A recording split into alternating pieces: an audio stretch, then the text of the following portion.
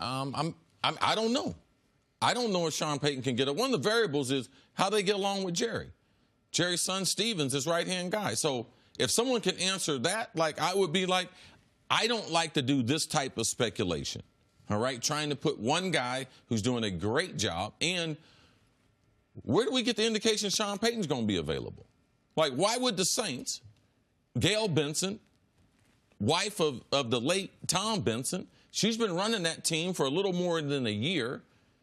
You think she's going to allow the best coach in franchise history just to walk out the door? Like, I don't think that's going to happen. And, excuse me, I don't think there's a person that knows if Sean Payton is a better fit with the Cowboys. There's a lot of distraction that go with the Cowboys. I think Sean Payton has done a marvelous job there in New Orleans. I think that him, Mickey Loomis, the general manager, Jeff Ireland, what they do from a front office standpoint as far as drafting players with Sean Payton in mind as far as coaching them, playing in that culture, I think Sean's done a great job. I don't think he's going to be available. So to think, everyone thinks they could do a better job than Jason Garrett because people don't respect him as a coach. I respect Jason Garrett as a coach. I know that's the toughest job in sports, to be the coach of the Dallas Cowboys. So my answer would be no initially, because I got a lot of respect for Jason Garrett and what he's doing. I think you can have respect for what Jason Garrett's doing and still believe Sean Payton, if he were a coaching free agent, which he's not, and more on that in a moment, would be an upgrade. Like, I think Sean Payton is one of the very best coaches in the entire NFL. I think you could make the argument that the four best coaches in the league were the final four coaches that we had left in the playoffs this year to go along with the four best offenses, certainly four of the top 5 or 6. And as far as his relationship ability to get along, we don't know how he would fit in the role of head coach of the Cowboys, but he was in Dallas before he went to New Orleans. He was the assistant head coach, the quarterback's coach there. So there is a relationship with Jerry Jones. At that point in time, Stephen Jones didn't have the role he has now, and Stephen Jones is more in charge of the day-to-day.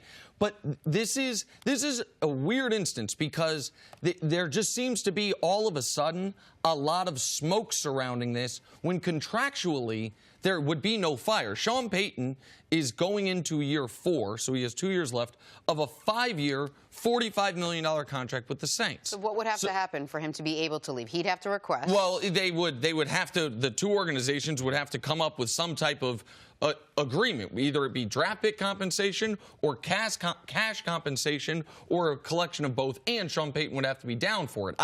There are a lot of reasons why, on its face, I believe, well, of course the Cowboys would want to get Sean Payton. Almost every team in the league would want to get Sean Payton.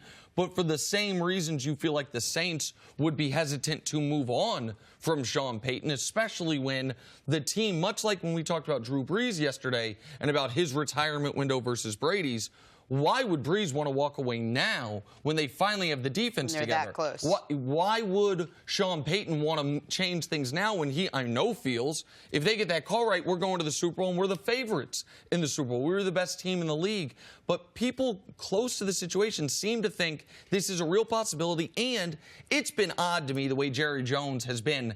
He's always been a backer of Jason Garrett. They just came off one of their best years. They won a playoff game, and he is yet to publicly commit to him. That part, to me, is there has to be a reason there. So if we're going to compare the two coaches, let's look at year by year. How many losing seasons has Sean Payton had? Well, he had 3 in a row. And he had, I think, 1 before that. So okay. I'll get back to that. How many has Jason Garrett had? 1 losing season. Oh, okay. So I'm just going to tell you, if Sean Payton was the coach in Dallas, he would have already been fired because he's already done something that Jason Garrett wouldn't do. He wouldn't have them 3 losing seasons. You think he would have survived those 3 losing seasons in Dallas with Jerry Jones as the owner? No, but do you think he necessarily would have had losing seasons with the full team they had in Dallas? You understand what I'm saying? Where are they getting the players from? They're drafting from the same pool. They're putting the team out there. Yeah, Drew Brees had losing seasons. Yep.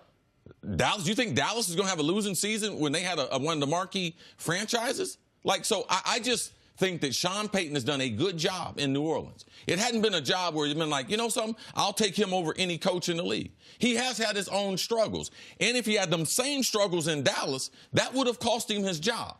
So how we look at Jason Garrett is totally different how we looked at Sean Payton.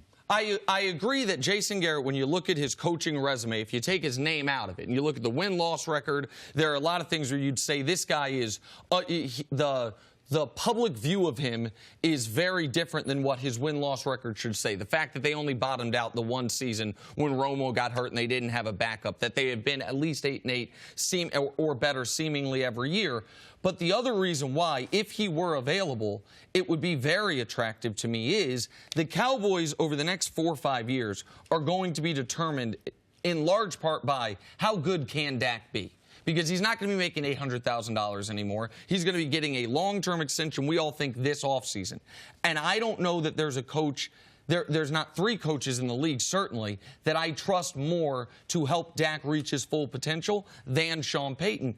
And if we think part of the problem with Dallas is the meddling of Jerry Jones. Big part of the problem. Okay, so Sean Payton would only, I would imagine, agree to come to the team if there was an understanding in place that he would have much more of an open pathway and much more say and veto power. Similar to what Parcells had when he was there. Now, he wasn't there a long time for Parcells. I would argue the Parcells time did work while he was there. They had one really good season. There was the Romo fumbled snap that prevented them from winning that playoff game and moving on. Yeah, but that's why you get a divorce. I've been like, oh, how long were you married? 25 years. Well, shit was working while I was there. Yeah, you end up getting divorced because it didn't work. That's why Bill Parcells left. I know Bill Parcells. He's a very, very good friend of mine, and there's a number of things about Dallas that are not attractive.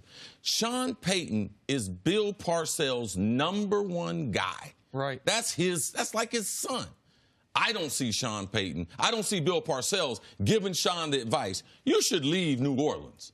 You should leave the Benson family and go partner with Jerry and Steven. See, I just don't see it happening. It's not the first time Sean Payton's been rumored to be going somewhere else, but I think people have forgotten Jason Garrett, 1 losing season. Sean Payton, 3 in a row with Drew Brees. Well, what if Jason Garrett had Drew Brees? Yeah. I think the conversation would be a little bit different. Thanks for watching. Subscribe here to get the latest from the show. Also, be sure to check out more of the best clips from First Things First, or go watch a few segments from our other shows on FS1.